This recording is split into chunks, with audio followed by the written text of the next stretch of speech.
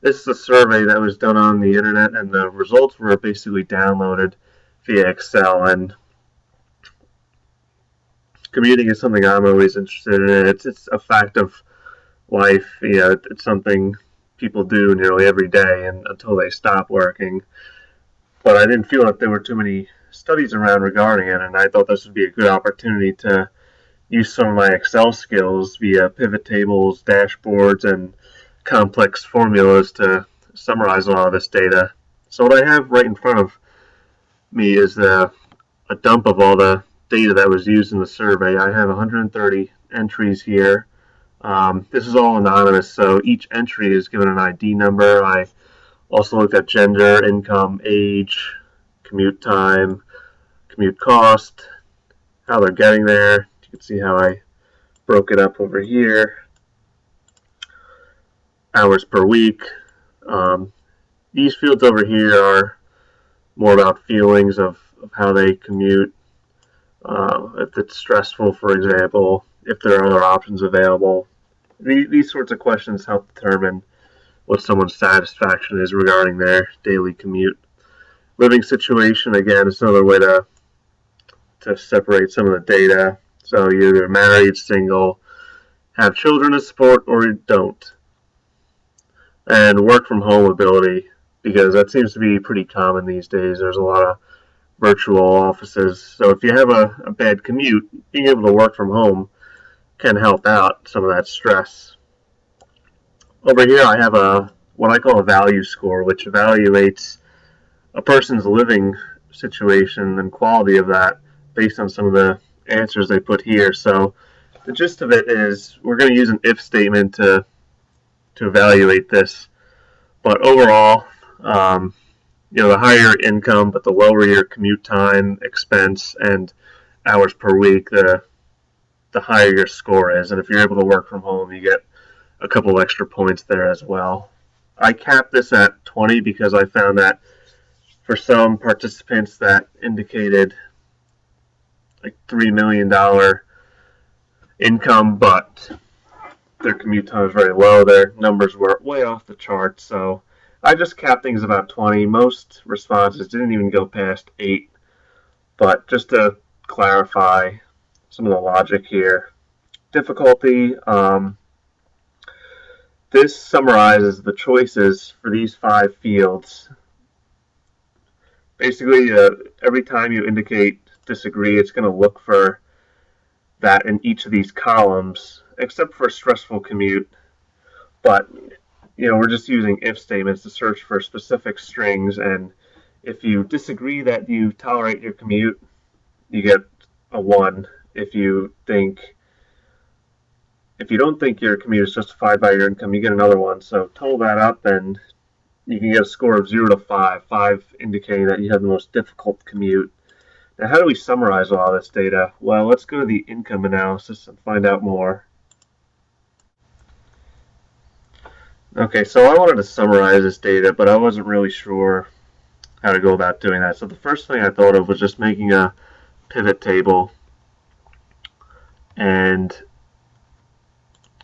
what I did was I just took all this data, created a pivot table, and inserted it onto a separate tab, this income analysis. And I just grouped the data up by age ranges. It's all based on 10 differences. And just try to summarize some of the data fields via the averages. So commute time, the maximum commute for that group, average income, average value score, and commute difficulty. I have slicers to show people how the data works if you were to take out certain elements. So if I only showed people with bad commute, what would that data look like? Well, actually, it doesn't make up a huge portion of the population, so let's expand that a bit. All right, so the commute times are pretty average, but these are pretty long times for this group.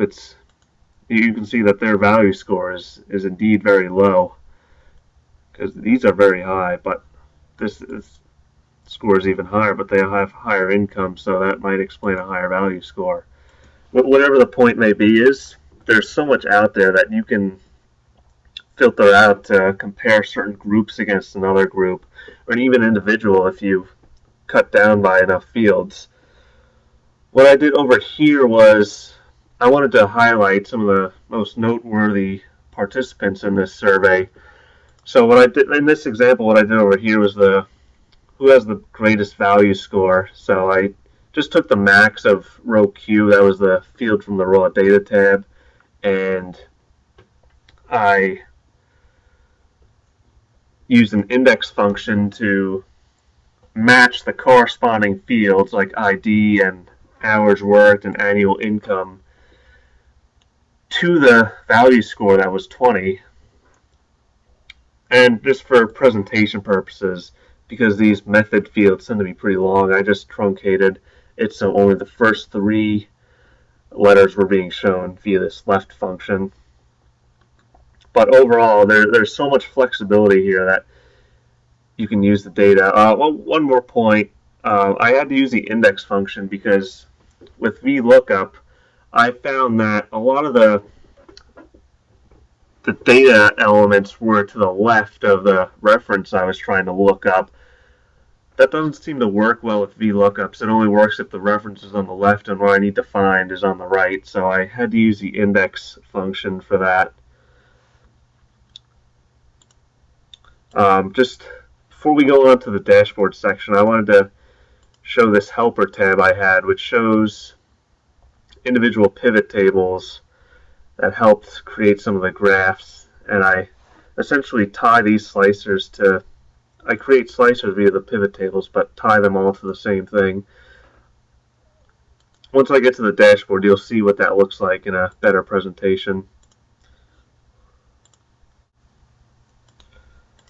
So suppose you didn't want to look at numbers all day. Well, I created what I call a dashboard, and they're just graphical representations of some of the data we already talked about. So, I just included some bar charts to compare commuting cost and commuting time, with the separators being the method of commute.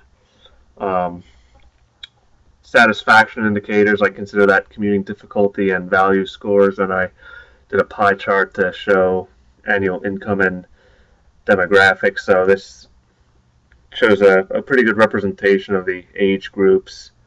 As we go up in age, the 67 to 87 crowd is fairly low in comparison to everyone else. But over here, I used a combo chart to show income level, average income levels by age group, and I use the hours per week as the secondary axes. So it's a good way of showing 2 data elements at once.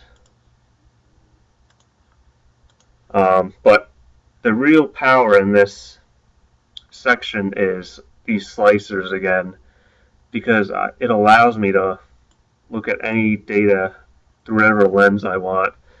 So if I only want to focus on married with no children to support, I can see how the different age ranges group, but also I can see how the method of each commute differs based on just filtering out that field. But let's say I wanted to take out females. I can do that. So you can do any sort of combination you want to determine, to get a sense of what factors are contributing to a high value score. For instance, what demographics tend to make up that data. Similarly, the reverse. So the key here is just making sure the report connections is checked for all of these graphs on the page. Just for ease, I did a control panel, and this control panel section allows you to understand how these slicers work, and gives you the key to all this Excel work is flexibility, and I think you can achieve that with a lot of the data here. All right, so that about wraps up my presentation. We only had about 10 minutes to do this, so there's definitely a lot more I can show you, but this will give you a high-level overview of what I used and how it helped out in this project. But if anyone has any questions, please feel free to let me know. But I hope you enjoy this presentation.